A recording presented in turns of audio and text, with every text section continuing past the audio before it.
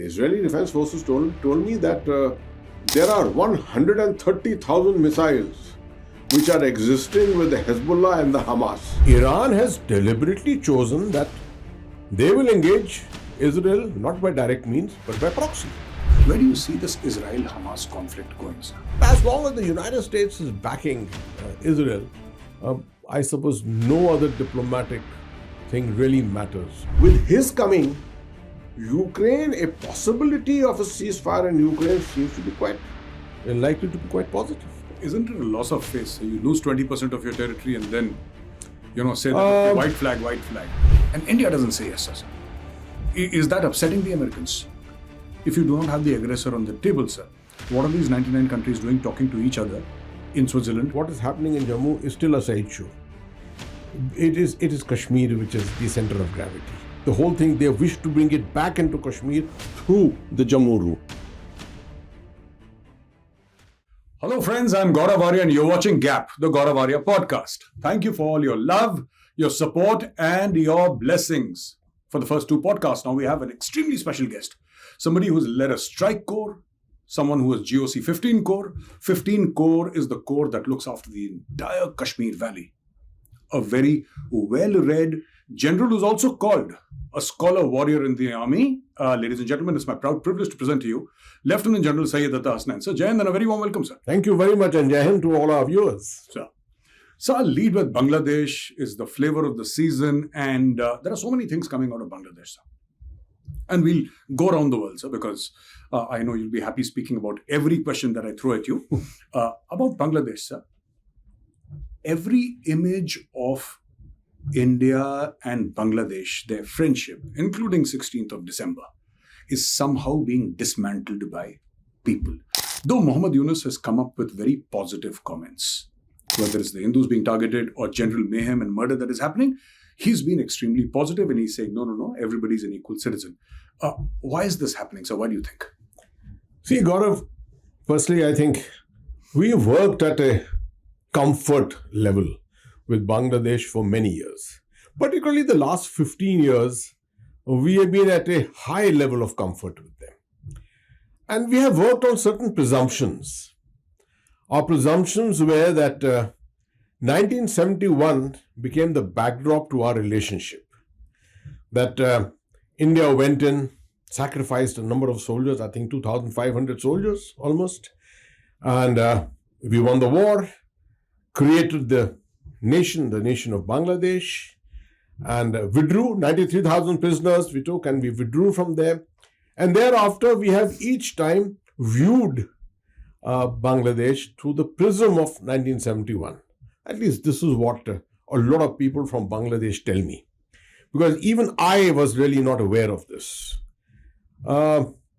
This comfort level suddenly became a little uncomfortable. Because we were working on assumptions. Sure. And these assumptions are being taken apart.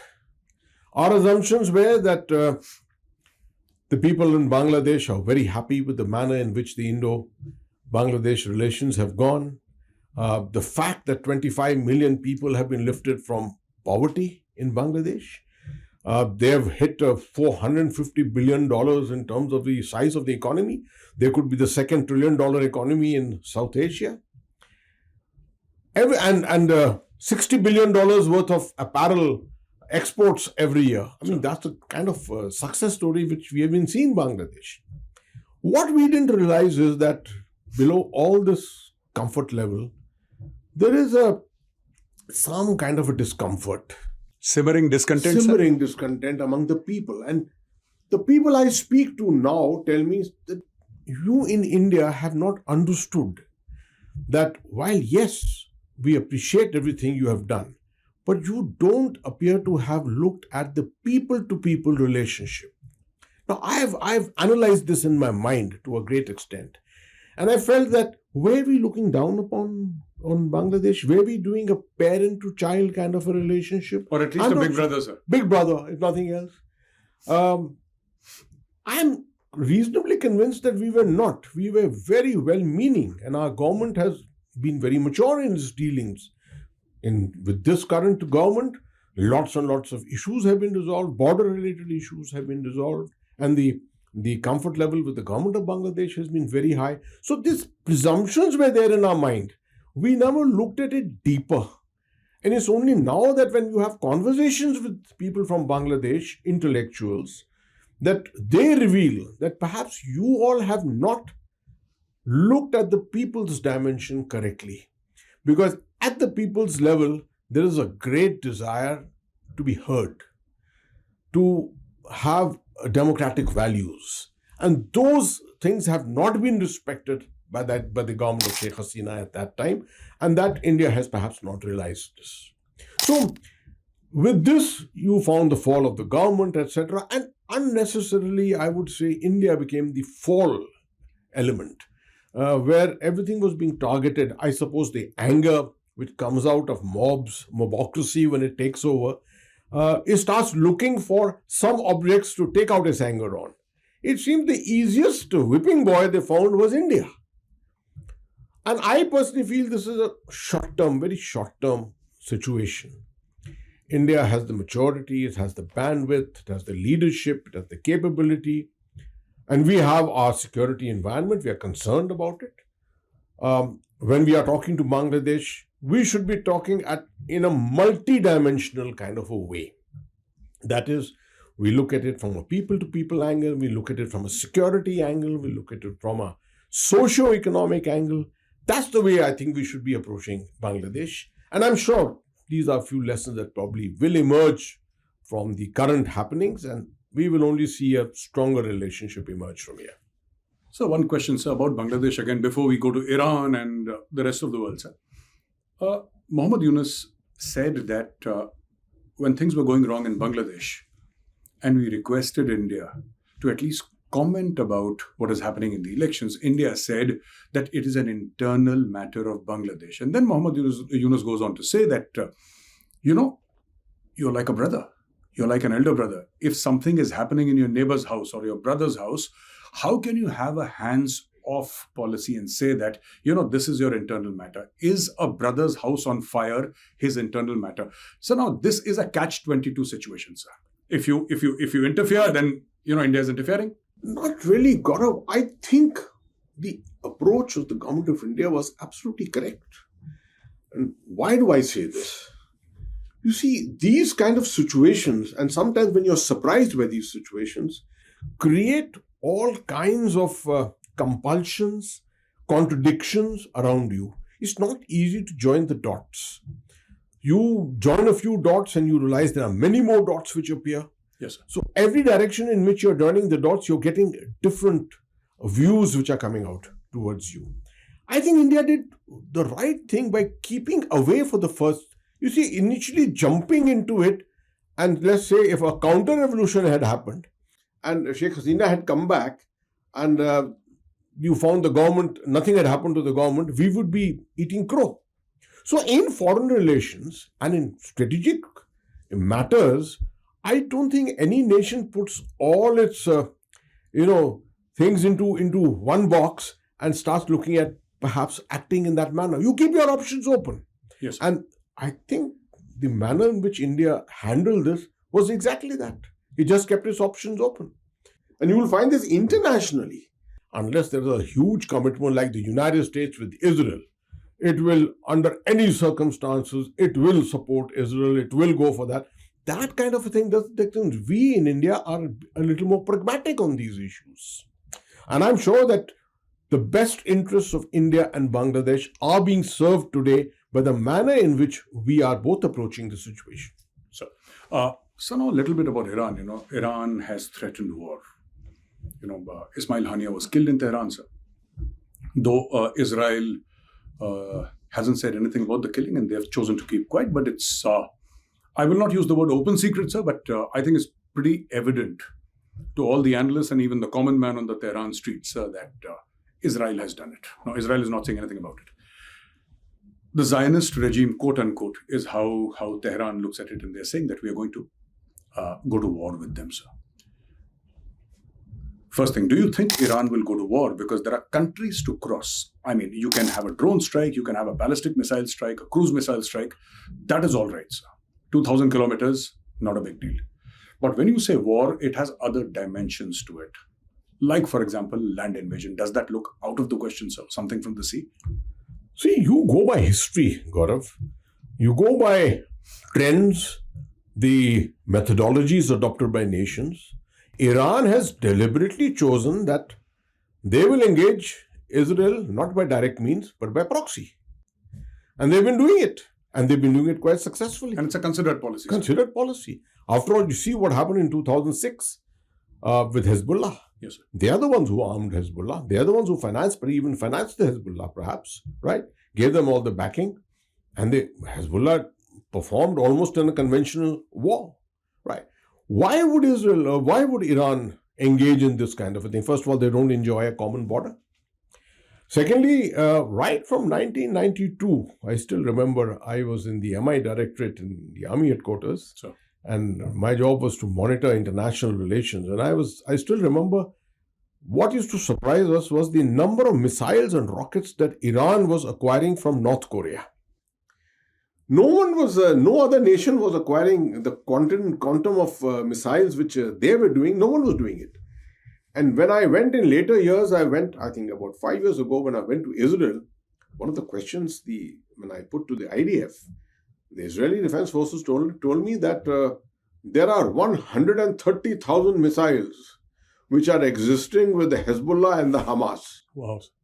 They said, we can't even handle that much with the Iron Dome.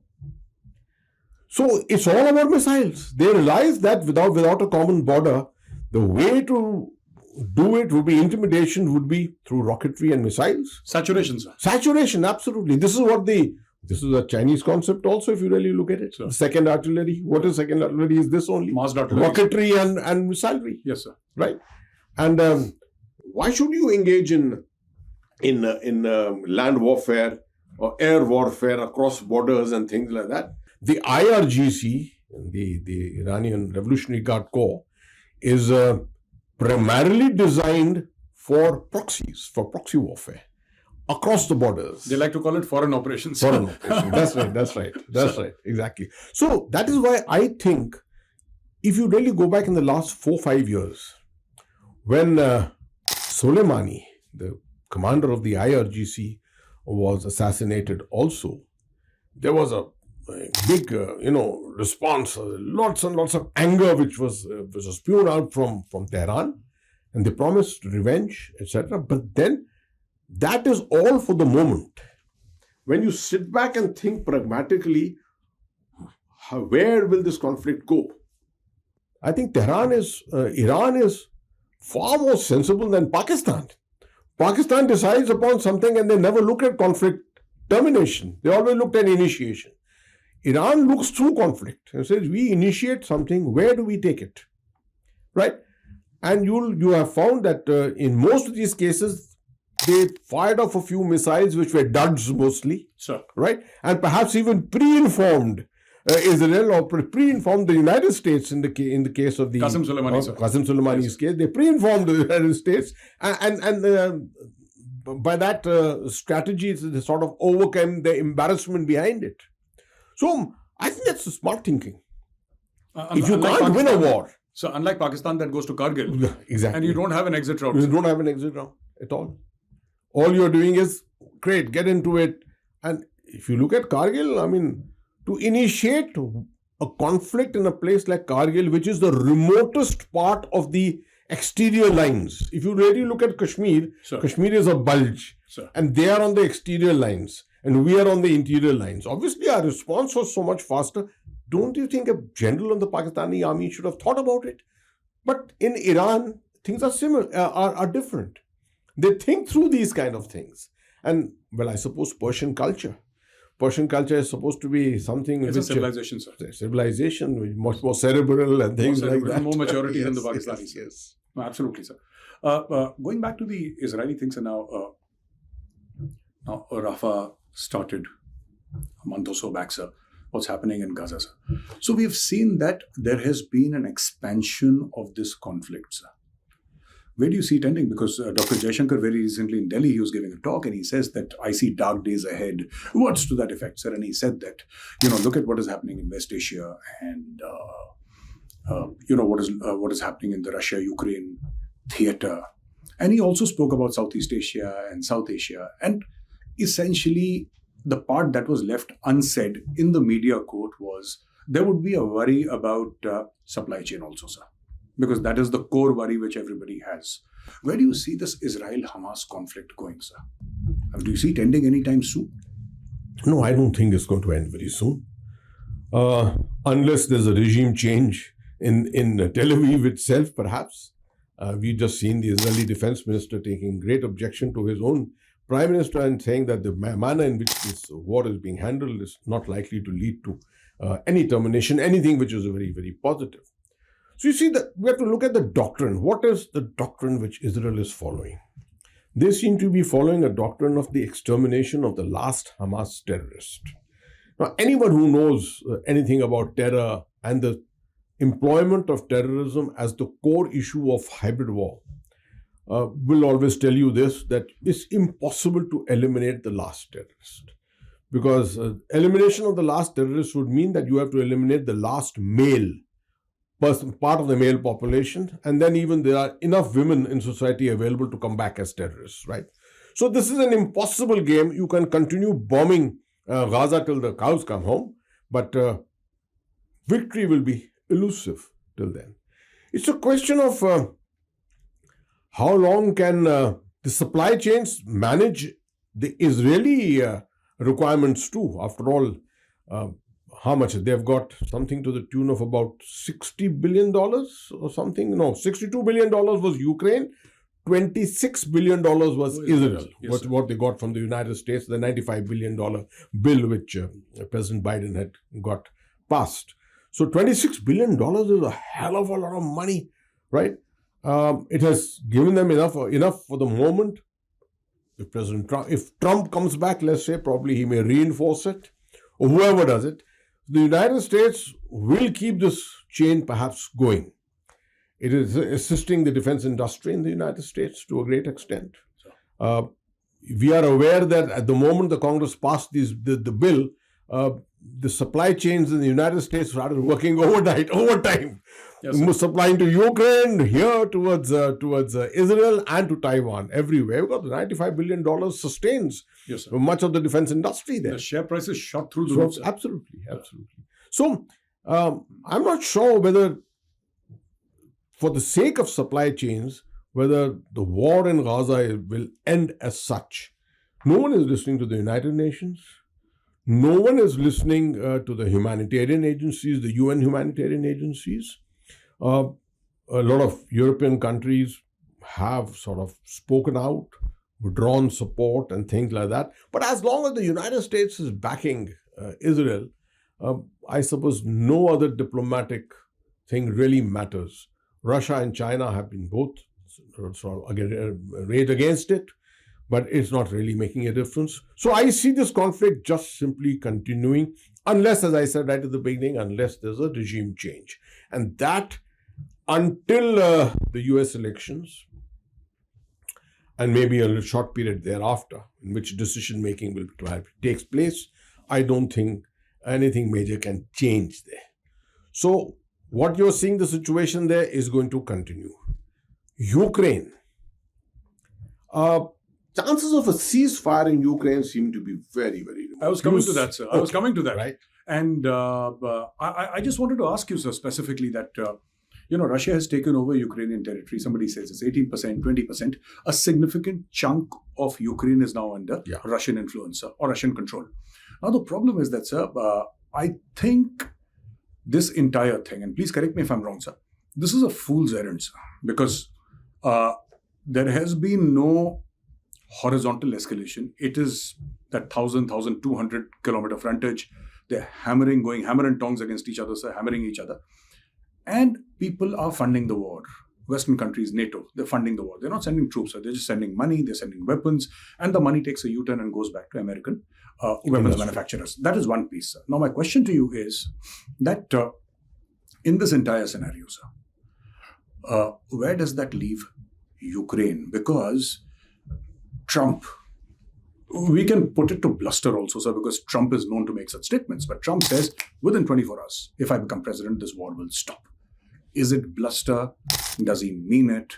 And what is he going to do? Simply sort of, let's say there is, like in the US, there's a very famous thing, sir, defund the police, defund this department. Is he going to simply, quote unquote, defund Ukraine and say that we're not giving you any money and we'll ensure nobody from NATO gives you money? Fight if you want.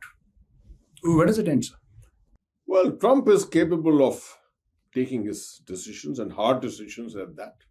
If you remember, one of the first actions he took way back in 2017 when he came to power was against the JCPOA, the famous agreement on the denuclearization of Iran.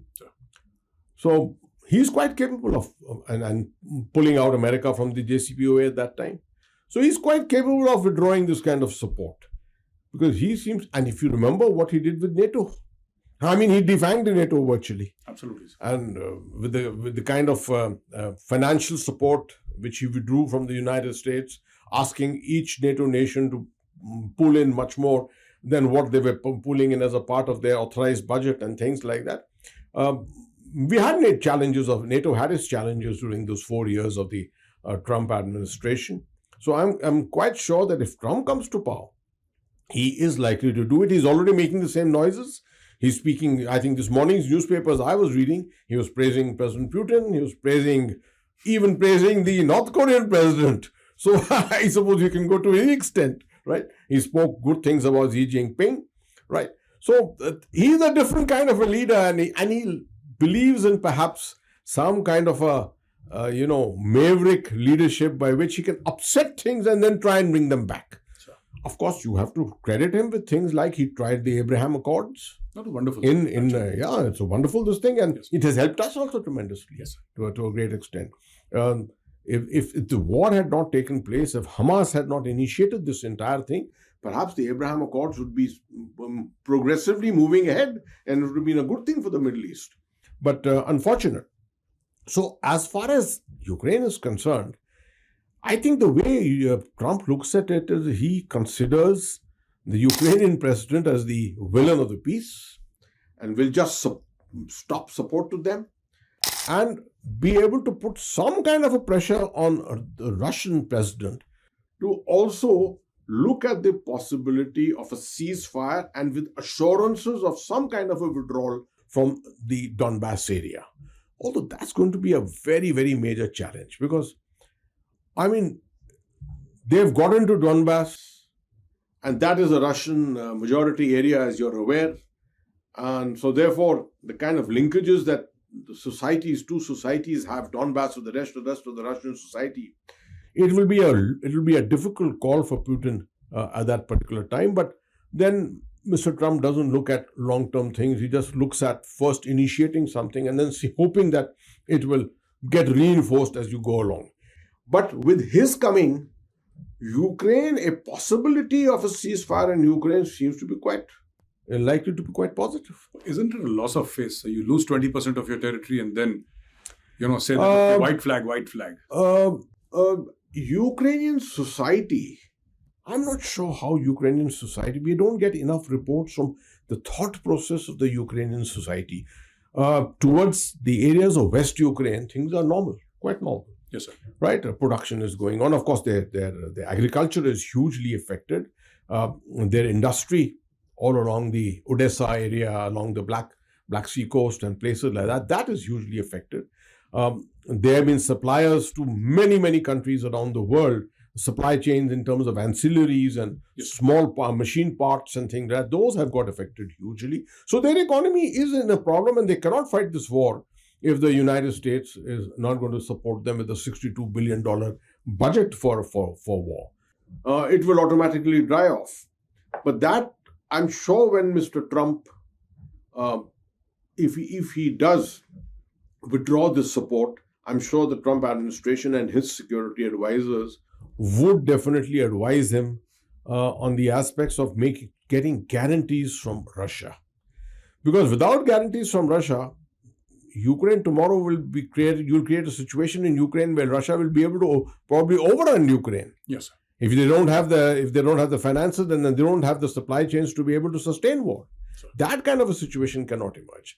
But I'm sure Mr. Trump will look for that. But then we are being very presumptuous that Mr. Trump is coming back to power. And with Kamala Harris, I'm not sure what would be her policy exactly, but the fact that Mr. Biden has chosen to follow this particular policy, at least for the early part of the Kamala Harris administration, if it were to come, I'm sure she will continue with the same policy. So we have spoken about Iran and Israel, so we have spoken about Ukraine and Russia. Now, most of the countries, the NATO countries, and let's start with the United States of America and Germany and UK and the other countries, all of their national security doctrines, 22, 23, 24, all of them unequivocally say that the primary threat is from China. My question, sir, is, do you think because of these two wars, I'm talking about Russia and Ukraine, and I'm talking about Israel and Hamas, do you think it has diverted America's attention and resources away from China? Because this is not the ideal situation for the United States of America, sir. Absolutely. I mean, when you remember in 2021, 15th of August, originally supposed to be 31st of August, the American withdrawal from Afghanistan, which ended up on 15th of August virtually. United States had catered for the security arrangements of Afghanistan. If you remember, 600,000 weapons, small arms had been distributed, the ANA had been strengthened, etc. And that lasted the better part of 3 or 4 days, whatever happened. I think the United States overcame that very, very early. They came out of a chaotic period. That was Joe Biden's lowest, probably, moments, lowest strategic moments in his administration. The intention of withdrawing from Afghanistan, despite the chaos that was created, was to be able to focus on the Indo-Pacific. They were quite clear, whatever Trump had done under the Abraham Accords, etc., things seem to be stabilizing in the Middle East at that particular time. And then you suddenly found Ukraine happening on the 24th of February. Yes, sir. 24th of February, 2022. And then you found 7th of October last year with what happened in Gaza. Now, both these, were they intended? Were they done with a particular reason as to divert attention of the United States, pull back the United States? I don't think so. These were events which were locally contrived and carried out like that. But somehow they've had a huge strategic effect on the world, both these events. East Europe and the Middle East, both up in flames.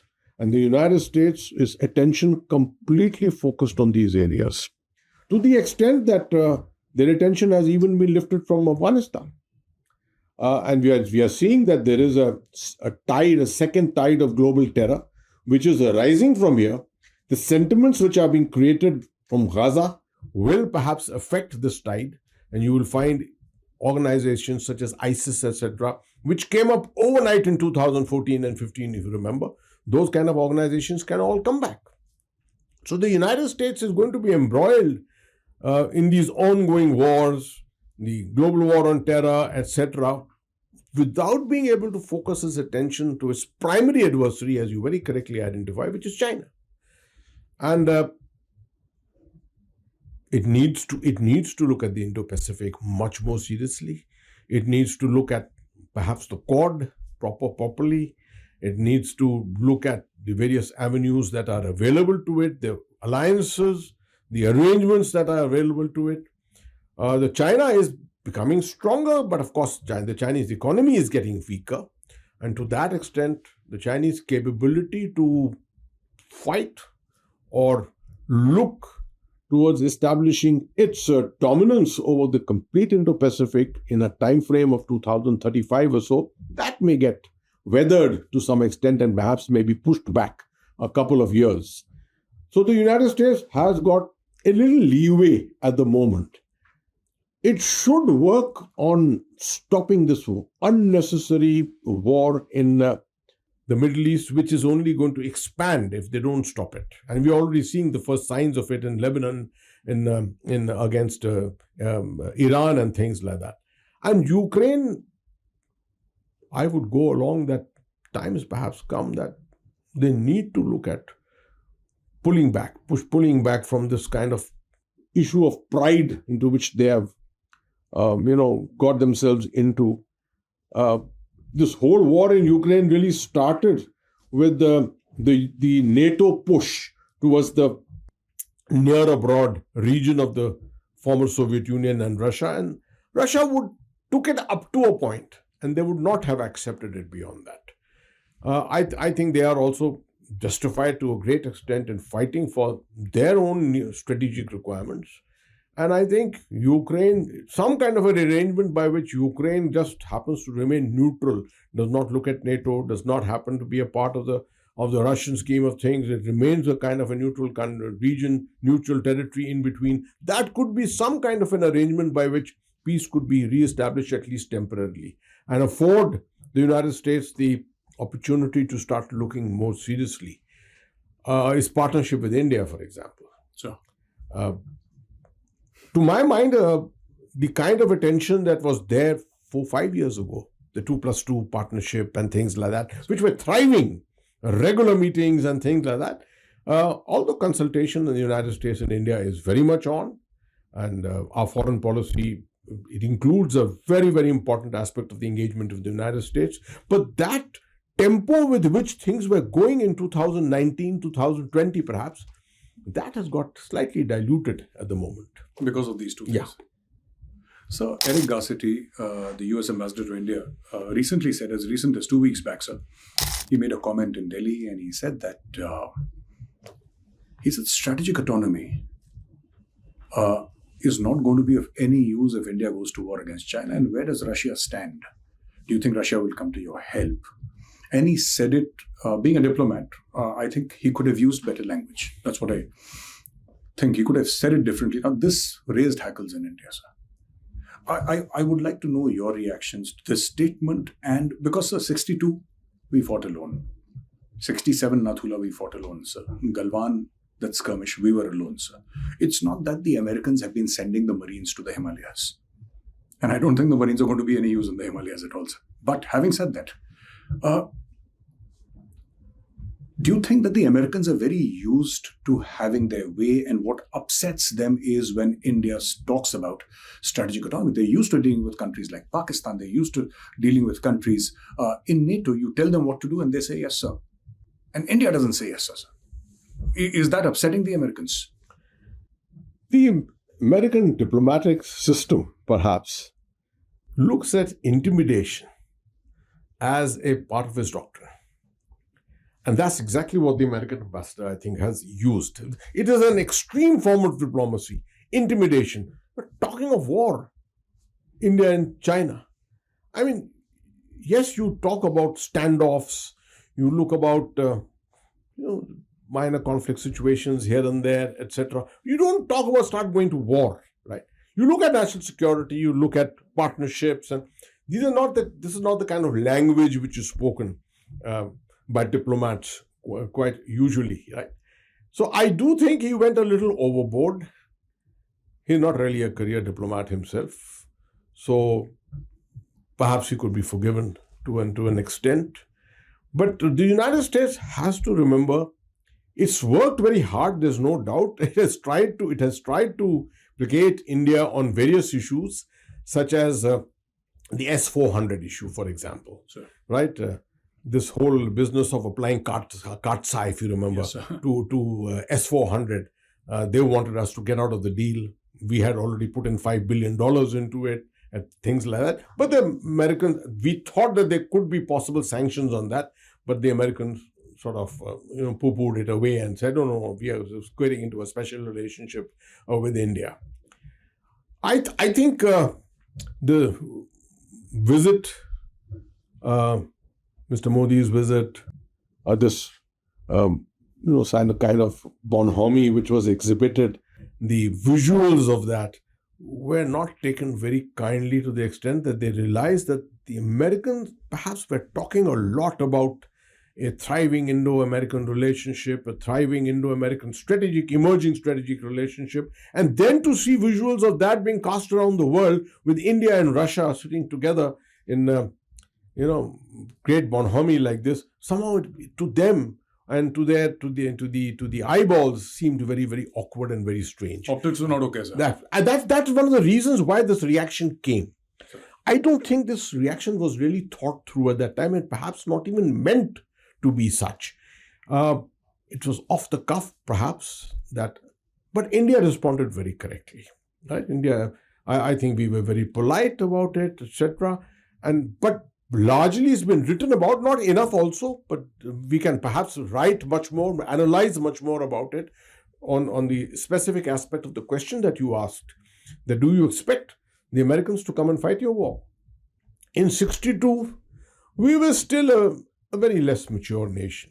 I won't call it immature, but less mature nation. We didn't know the dynamics of international security, strategic affairs, and things like that.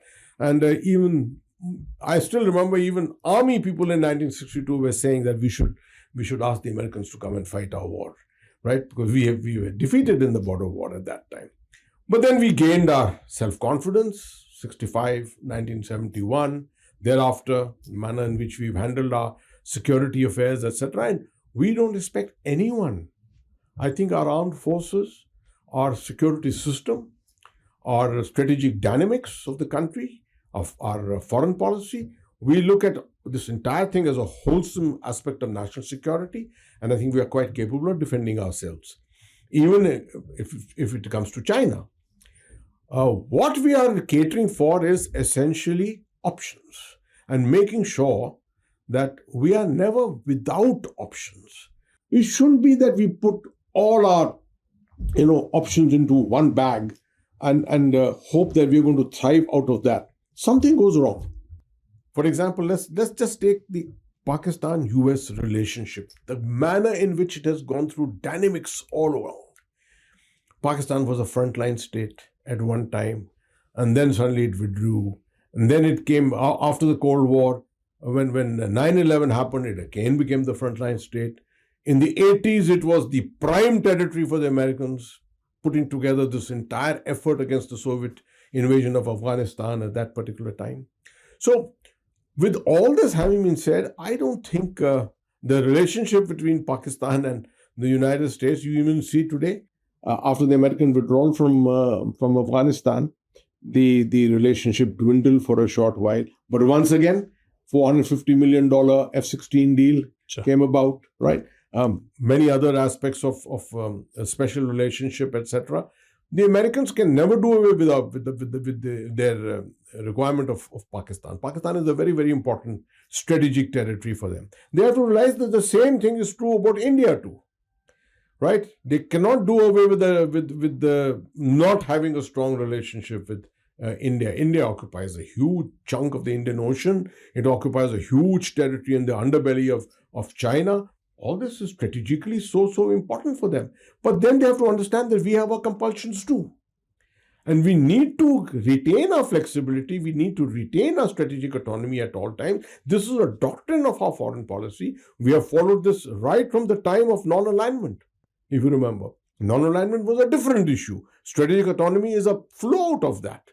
So I don't know why the United States is not looking at this more pragmatically. Does it not understand? Because this question, sir, has troubled me for a very long time. And so my question is that does the United States of America not understand that, they've been having these peace summits. So there was a peace summit where almost 100 countries attended, and this was in Switzerland. And they invited everybody, and the toast of town was Zelensky. He was there. But they did not invite Russia, sir. So you have these peace summits regarding the Russia-Ukraine war, but you do not invite the Russians. First of all, if you do not have, let me use the word aggressor, because Russia invaded. If you do not have the aggressor on the table, sir, what are these 99 countries doing talking to each other in Switzerland? That is point number one. But my question really is, sir, the United States of America should also realize that India is amongst the very few countries in the world that, when our Prime Minister goes, he'll be welcomed in Kiev as well as in Moscow, sir. There are very few countries who can manage that today. And they need a bridge. They need somebody to talk to Putin, sir. Putin is absolutely today out of control. His economy is doing better than it was before the war. Today, he has the support of China. India is pretty neutral, sir. There is no possible scenario in the future citrus paribus in the future where Putin will back down if things remain the same, unless they change, unless the US steps in, Trump steps in. As per the current scenarios, I don't see Trump backing off. So doesn't the US realize, sir, that they need a partner who can talk to both Kiev and Moscow, a credible partner, sir? It is surprising, actually, the United States conducted an event such as this and conducted it so immaturely. Because, frankly saying, an outreach of this kind, and they should have been looking for peace. By not inviting Russia, what they were doing was looking for war. Or having the 99 other countries with you and asking them to speak and telling them what we are going to do, etc., meant that we are not seeking peace. We are seeking strengthening of Ukraine and Ukraine's resistance so that we can all go to war with Russia. That was an absolutely incorrect strategic message which was going out. And particularly in light of the question that you asked me earlier, they should have been working for establishing peace in Ukraine, peace and stability in Ukraine, so that they can take on the larger threat from China in the very near future. But it doesn't seem to have come to the realization of the United States that they should have had Russia there very much, if nothing else, as an observer status, if nothing else, and spoken to them on certain issues. There could have been some issues on the sidelines, etc. If you are looking for peace, then without your adversary, sitting down without your adversary, or at least sending out some kind of message to them, nothing came out from it as such. It was just a question of how to get their act together and how to resist this entire thing and how to continue this war, perhaps more than anything else which came out of this peace meet here. I don't think, as we discussed earlier, with the coming of Trump, I think at the moment there's a policy paralysis in the United States. Mr. Biden is now stuck in his support to Israel, the manner in which it's going on. He is stuck into this whole loop of support to Ukraine, the Ukrainian president in particular, backing the wrong horses, perhaps. I don't think anything can happen in the next 4, 5, 6 months. It's the next administration of the United States which will come and take the initiative. But having said that, a sea change may not happen overnight. It will take its time, unless, of course, President Trump comes, and in his case, you can expect some kind of maverick ideas and decisions taking place, the manner in which we saw the abrogation of or the withdrawal from JCPOA in 2017. If nothing is a disruptor, sir. That's right. The disruptive leadership is part of his whole doctrine. So my last question to you here is about, and this is something that is very close to your heart, sir, the hybridization of conflict. Now, what has happened is that, sir, whether we see Russia, Ukraine, or we see even Iran, Hamas, Hezbollah, Israel, this entire piece, there is a hybridization of conflict. So social media is being used to spread misinformation, disinformation, sir. The Russians have done it. The Ukrainians have done it, and they've done it pretty well, sir. Pretty well. Yes, sir. And everybody is doing it, sir. Question is, where do you see India in all of this? Because our viewers would want to know. There have been a lot of questions regarding hybrid, and I don't see anybody better than you. You know about it so well, and you are so passionate about it, sir. You know, we see this going around all over the world. Like Al Jazeera will carry a certain... We see it in the US elections, sir. CNN on one side, Fox News on the other side. So this is essentially information warfare as a subset and the larger influence operations thing that happens. I would like you to comment on this. See, Gaurav, we have discussed this in your conclave also at one stage. Sure. And I did speak on information warfare there. Sure.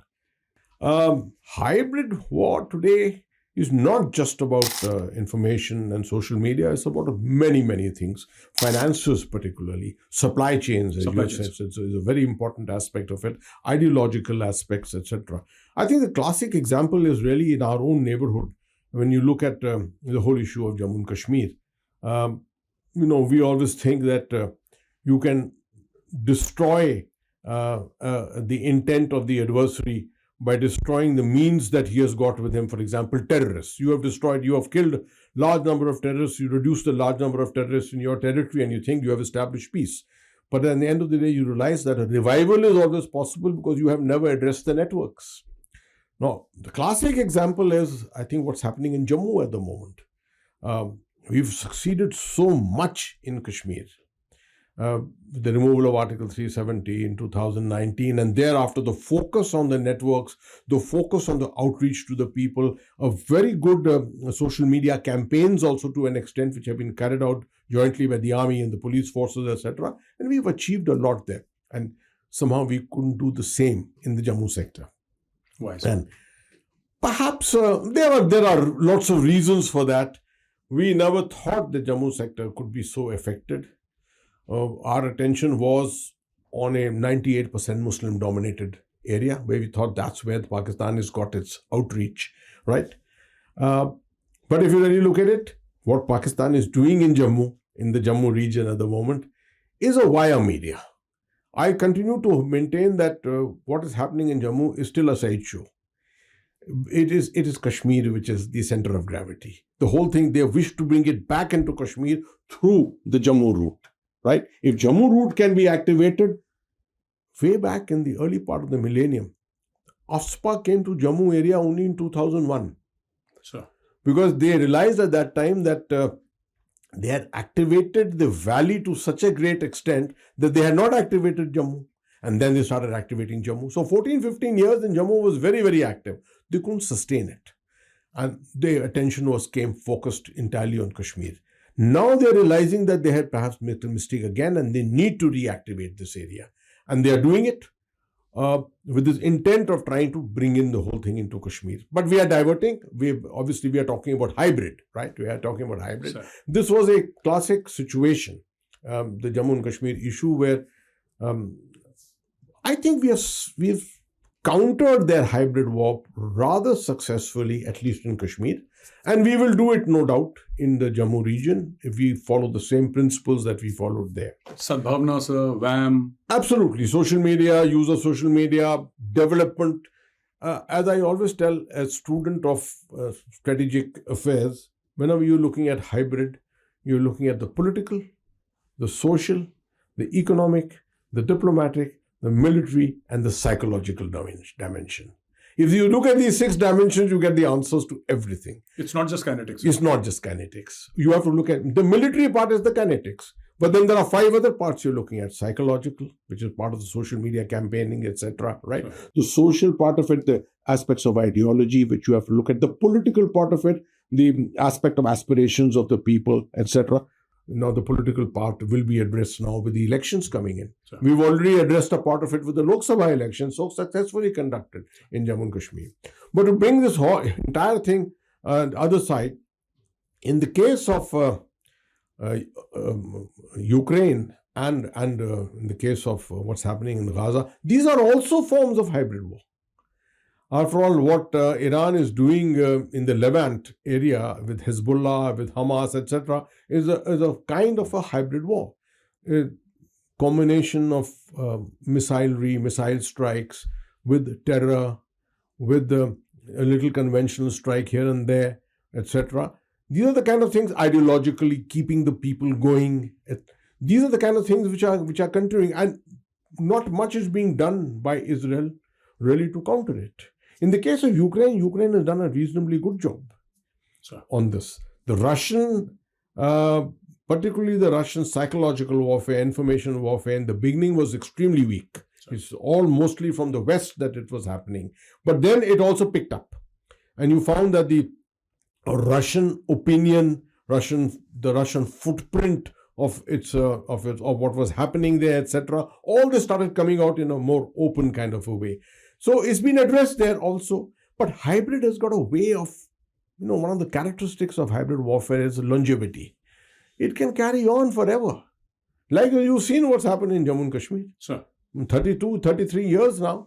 Yes. And it's carried on. And although we've got the better of it, most of it, no way can we say that we have achieved complete normalcy. No, absolutely, sir.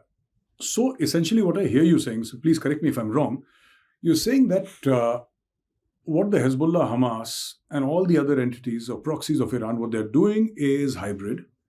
The way Israel is responding is largely kinetic.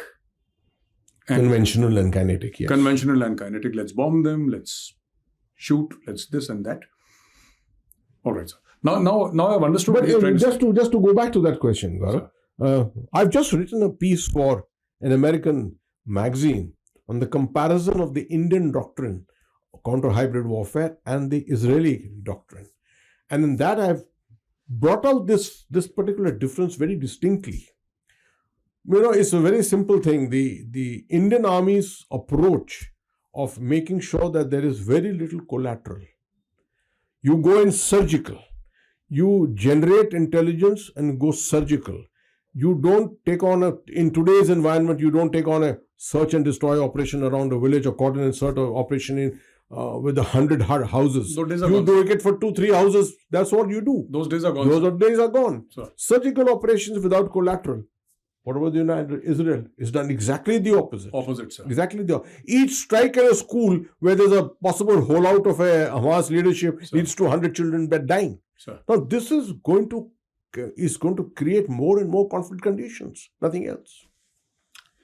Thank you very much for talking to us, sir. It was indeed a wonderful conversation, and this is education for me, sir. And thank you so much. Thank you very much. I enjoyed this conversation. Thank you, sir, and honor, sir. Ladies and gentlemen, with Lieutenant General Syed Hasnain, and we had a wonderful conversation. We started off with Bangladesh, we finished off with, Israel, Iran, and we also went to Ukraine and Russia in between. Let me know in the comments how you like this podcast, and thank you for your blessings, thank you for your support, and we'll be back soon on GAP, the Gaurav Arya podcast. Jai Hind.